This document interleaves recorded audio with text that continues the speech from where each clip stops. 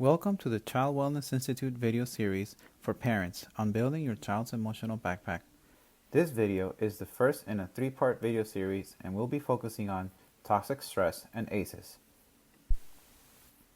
We all experience stress. Sometimes it is positive and other times it can be more serious. Right now, I would like for us to think about three types of stress. There's positive stress, tolerable stress, and toxic stress. Positive stress is a normal part of healthy development. This is when something happens that makes our heart rate elevate for a moment, but in a good way. Think about when you're about to kick a goal in soccer, or when you're about to give a speech. Even finding a new babysitter. These are things that do not harm development, as it does not go on for so long that it will impact our brain structure. Tolerable stress is a bit more serious. There's a temporary stress response, but you have supportive relationships to buffer the effects of the stress. For example, when a loved one passes away. However, when the stress becomes frequent and consequently your body's response to the stress becomes extended, it becomes toxic. For children, this is when there isn't a supportive adult to help buffer the stress. So to summarize, positive stress is good stress. Tolerable stress is serious but manageable, and toxic stress is frequent stress with no support.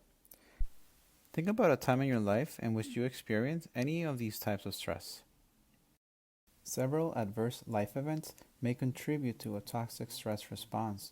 Adverse childhood experiences, or ACEs, is a term that was coined when a large research study was conducted in the late 90s that found that when negative things happen to a child in their childhood, the impact was profound and lifelong.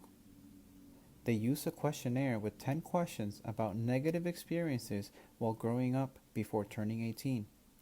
Each time that a participant answered yes, 1 point would be tallied with the possibility of getting 10 points maximum. This would be then considered your ACE score.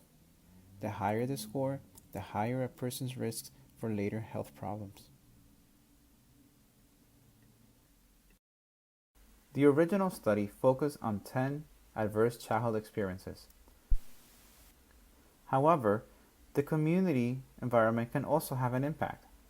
Think about how these factors could link to the future for a child as they become an adult. But we do not need to wait until a child grows up to see the effects of ACEs. ACEs impact children now. For example, children with 3 or more ACEs are nearly 4 times as likely to have a developmental delay.